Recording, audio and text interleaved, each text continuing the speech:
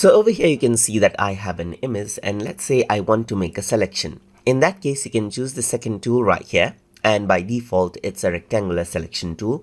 And if I were to click and drag right here, then you can see that I can make a selection, or I can click and drag it out and the old selection actually disappears right here and a new selection is done right here.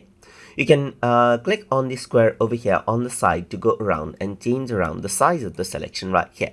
And if you want to resize the selection, then you can click and drag this out and hold shift to maintain out the aspect ratio of the selection, so it does not actually distort out. But as soon as you let go of shift, you can see that it is freeform selection again, just like that.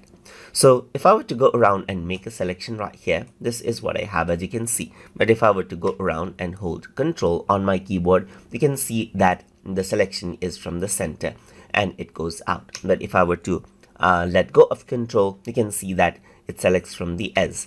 Hold Control and it makes a selection from the center, just like this. Apart from the rectangular selection tool right here, you can also go around and click and hold and make an ellipse select right here.